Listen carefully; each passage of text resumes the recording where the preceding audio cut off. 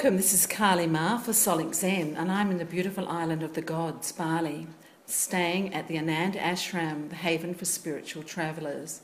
And today I have with me spiritual activist and humanitarian Swami Anand Krishna. And we're going to talk to you today, or the Swami is, about meditation 24/7. So good morning, Swami. Good morning. How are you? Good. Nice to have you back here again. It's my pleasure. So, you are very intense meditation, meditation being yourself. You hold the meditation retreats here and the International Meditation Festival.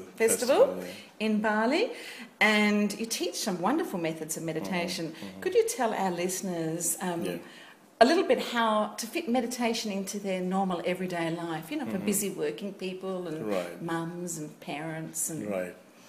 Well, the basic idea about meditation, to my understanding, is what now in modern psychology is called going transpersonal. So that's the basic idea. From our personal, petty problems and views, we go transpersonal. So the expansion of awareness that we desire to have from meditation is to be considerate about what is happening around you. This is the whole idea, and Jesus would put it, love your neighbor as you would love yourself. So that is already meditation in action. So I think the idea for last 2 decades or so, we have identified meditation with certain techniques. So techniques are good. Techniques are to prepare us, to prepare the ground. But after that, just being aware of what is happening around you and being considerate, sharing, caring, that's the so meditation, you're saying, can actually just be an attitude of being? That's right. It's an attitude, yes. That's the correct word, yes. Yeah. So it's an attitude, and to keep on, expanding this attitude. It's not a static thing, so it's not full stop. There's never full stop. Even Buddha, when he got enlightened, he said this is just a process. And he never said that I'm already enlightened. The word he used was Buddha, as I'm awakening. Awakening. Not that I am awake. No, I'm awakening. Yes. I'm getting up. Actually, someone asked me that earlier this morning, you know, do you believe these people are enlightened beings? And I said, I think they have moments. True. Moments, and it's a lifelong process. There's no such thing as full stop. It goes on, and from your immediate environment, from your immediate, circle, you go on expanding it. Like Buddha, when he got enlightened, the first thing he did was to go back home, to share his awareness with his family. Like a special gift. Right, like a special gift. I got something, and I want to share it. And this happens. I mean, you would like to share it. It's like one of my gurus would say, it's like a pregnant woman, So she cannot hold it anymore, and she wants to give birth. And this is what happens to a meditator. He wants to share his understanding of life, his appreciation of life, and all that. And it's such a beautiful practice to have in your daily life, isn't it? To start your day with this attitude of centeredness and openness. True. Yeah, once you're centered, once you realize in Sanskrit, it is always connected with the word swa, S-W-A. So it's a self. It is self-study, self-introspection, self in everything. So is it the same as when they say like bodhi swaha, the same swa? Okay. No, it's not the same swa. But swaha also the meaning is basically the same. When you say swaha, you are actually submitting to the higher authority, higher power. It's not higher authority in the context of worldly authority, but to higher power, and that higher power is within you. So you are submitting to not your body consciousness, but to the inner consciousness within. And that's how swaha is, I give up my petty ego. I give up my petty ego. Okay. So basically it leads to the same thing. It's the same thing. You study thing. yourself. Yeah. So you're saying that there's many, and of course we know many varied techniques for meditation. Right. Do you use a certain technique or recommend a certain technique, or how do you believe people should meditate?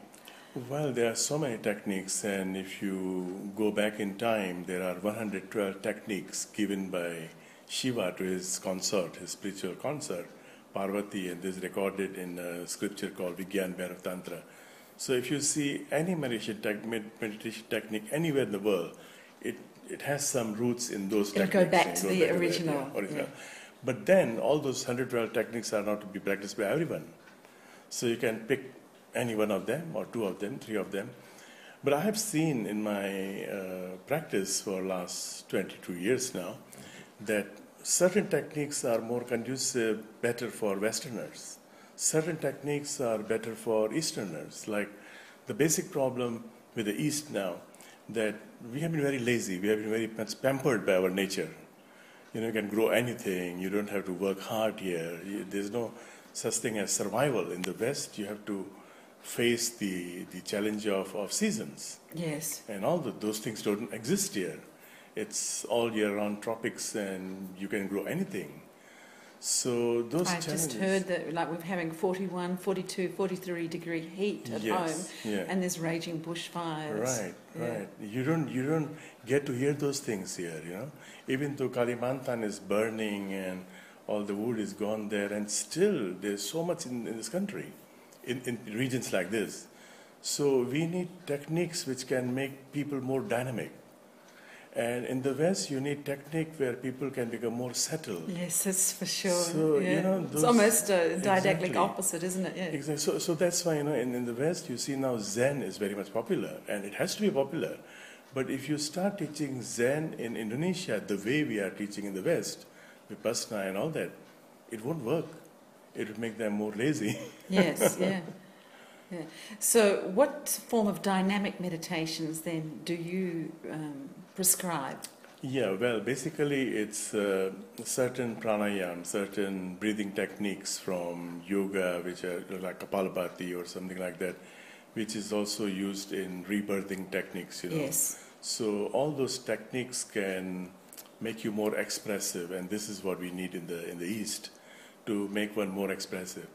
But what I'm doing is, because we have people like, you can see that we have people from West and East. You have such a mix of people coming to the ashram. And there's the same thing also in Jakarta. We have people coming from different parts of the world. So in that case, I try to put a balance. I have created these 5 techniques which we call self-empowerment techniques. And these techniques is just to create a balance. There is some portion of it which is more sublime, more to settle, and some techniques which are dynamic. And I look at the audience. If I have more Westerners, then I can, adjust the timing for... Mind you, when you're in Bali, you don't really need to adjust the time. Bali does it for us. In Bali, I don't. I have so much sleep and rest here. I think, I've just had a sleep and I could have another nap now. You're right. Yes, so in these dynamic meditations, you're using different forms of pranayam. Yes. And you said you've got, is it 4 or 5 empowerment meditations? 5. 5 of them. So actually it's based on the 5 koshas in yoga, the 5 domains, layers of consciousness. How interesting, yes. Yeah. So it's on the physical layer, and for mental, emotional, and for intellectual layer and all that. But basically each technique also stands on its own. So basically each technique is addressing to all these 5 layers, but there are some emphasizes. So one of the techniques yesterday, what we did was the emphasis on the emotional layer, and the technique earlier was on the physical layer. But yet we are actually addressing all layers. Yes, well, it's very hard to separate anything in the body. It's sort of one wonderful machine, isn't it? Really, right. Everything is so interconnected. Yes, yeah. So, do you have any way that people can learn these techniques apart from coming here to the ashram? Have you written about them in your 151 books? Yes. In fact, these techniques I've been repeating over and over in, I think, about 10 books or so, because sometime a book is out of print and it's not reprinted, and I write a new book and I give the same technique again. I use 4 or 5 pages to give the technique. But of course, when I give the technique here, when I'm there or any facilitator is there, anybody can learn it. There's no monopoly or anything, no magical thing about this. So, but basically, is I like that you say that because that's one of the teachings that was coming. Yeah. No, I made a spelling mistake once. I said not monopoly, but no monoply on light. You know, like people think, oh, this way of healing is it, and this this way, and you have to go to level 5 before you can pass this on. I don't believe in all that. But basically, there are certain things like Kapalabhati. You know yoga, so there are so many versions of Kapalabhati. Actually, if you go to India, from one school to another school, there are different versions, and we try to give the what you call the softest version, the lightest version in the books. But when they come here, then we try to give a more medium or more advanced version, because then you know how to control someone. If you know, in Indonesia, we got this problem of people going black magic. Yeah, so you know, once they start, actually, it's the pranayam is trying to what you call to trigger their emotions. So all the suppressed emotions come out. So then, when they go a bit hysteric, they feel that they are being possessed by some kind of soul or something. You know, people feel like that everywhere, don't they? You know, they don't. I think. It's strange. I think the human nature's got to a strange place. I don't think it's always been like that. It's like you're not allowed to have any sadness or grief or feel angry or crazy. You know, you have to be on this perfectly even keel of life. True. And it's not part of the rhythm of life, really, is it? It's not. But this is part of the childhood education in all over Indonesia. All over Indonesia that you have to. So there's a word here. I always criticize that we are trying to force ourselves to be patient. Yes. So to develop patience is something else, but to force yourself to be patient, that's not the case. So we have, what do you call it in psychology, the multiple personality. Yes, the only difference is that between us and something. Well, I'm a voice dialogue therapist. Yes. So I've worked with lots of cases of people without having the awareness that joins them together. Right. We're all schizophrenic. Yes, more or less. Speak for yourself, eh? So when you said I found that very interesting. In the early Vedas, there's 112 different techniques for meditation. Yes. And can correct me if I've got this wrong. Actually, this Tantra. Tantra. Okay, So it was under my impression that you're channeling through these forms of meditation. They came through for when you were doing your own healing process from a severe life-threatening illness. Yes. Actually, what happened? But you channel into this ancient wisdom because it's all there in the energy field, isn't it? Right. And I didn't know. I had not read the book earlier when I was channeling this, and I had not read this book. It's called Vigyan Bhairav Tantra. So I had not read this book. I read the book much later, a few years later, 4 or 5 years later. I thought, my God, these techniques were there. Well, that's to say that I got techniques through, and I even get Indian names, and I think, what? I don't even know how to spell it, how to write it, or just put it down. So everything's really out there in the cosmos for us if we can just, our antennas can open up, hey? Right. It's just... when you are in the same frequency, like Solomon would say that there's nothing new under the sky, everything is there. Yes. Last night I found it very interesting when you were talking in the empowerment of meditation for the emotions about the short syllables for the lower... short frequency. For the short frequency goes out further. Could you talk a little bit about that? Because Nada yoga is a really big, important part of meditation in my mind, anyway. Right. It's the same like radio reception. Like what I was saying, that short wave is short wave, but it can, catch any broadcast from so many places. So the shorter the wave, short wave 1, short wave 2, we used to have those big radios last time, The higher shortwave 10 or 12 is more shorter the wave is, and it can connect you with a very distant part of the world. And it's similarly, we have to go within, and we have to go within to the deepest recesses of our being. And for that, we need a very short frequency, very short wave frequency. And what do you feel is tucked away in those deep recesses of one's being that they do not know about? It is the same thing like the deepest recesses of the universe, At one point, all the scientists, they believe that we come to the situation where everything, all this manifestation will come to a single point, and that point will have the density, will have the weight of the total universe. 0 point. 0 point, and it will be so heavy, So that point is there within us also, within each one of us. And in that point, we are all united. This is what Albert Einstein was getting at. He called it unified field of energy. So if I can get to that point, and you're getting to that point, I'm meeting you. I'm meeting with 6 billion other people, and maybe not only people, not only human beings, but also all living beings. So at that point, then you feel the affinity, and at that point, the scriptures say you can reach the stage where you can say that soham, that I am. You cannot even describe it. You cannot even say it is God or what, or she God or he God or it God. Our it is language just that. loses a lot, doesn't it? Yes. Yeah. So we've sort of got a little bit off track. What value do you think then using sound in meditation is?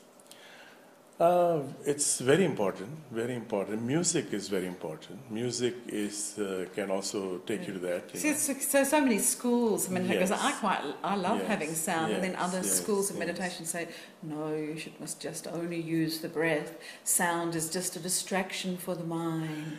Well, I use a lot of sound, I use a lot of music, but there are certain things which I'm careful about, because like certain drums. Drum is good to cleanse you emotionally. So if somebody is emotionally suppressed, you use drum. And if somebody wants to have more peace, then you use string music. Either it is sitar or it is harp or it is guitar, all the string. So there are certain things which you can anybody can learn. All this is available. So when do you face which kind of audience, then you have to be using that kind of sound. Yes, I see. And what about the value of chant in meditation? A chant in Sanskrit now, I'm working with Sanskrit chants. I'm not really working with other chants. I would love to, but I haven't had time to explore those things. But yes, Sanskrit chants are Sanskrit is not a spoken language. It is a program language. The Sanskrit itself, the meaning is customized. So, and you did tell me once before too, which would be very interesting for our listeners, about the Sanskrit is the only language you can program easily into a computer. Yes, directly to the computer, so you don't need any other medium. Yeah. And this was found by the NASA scientist. I've got a book on that. It's called Devavani, the language of gods. So there's a study there, and they found out that they can really apply this language directly to the computer. So it is not a spoken language, and that's why I would agree, especially for Sanskrit, that the wording should be as much as possible. We try to do it correctly. But again, you don't go to hell if you pronounce it wrongly a bit. So in a way, I wonder if I'm right in saying you could actually say that meditation is a language. Yes, it is. It is beyond Sanskrit. It is beyond Sanskrit. The language of the divine. Exactly. Chants and all that, any language, whether it's Sanskrit, Greek, anything, is just leading you to that state of what we call, even the fourth chakra, anahat, unstruck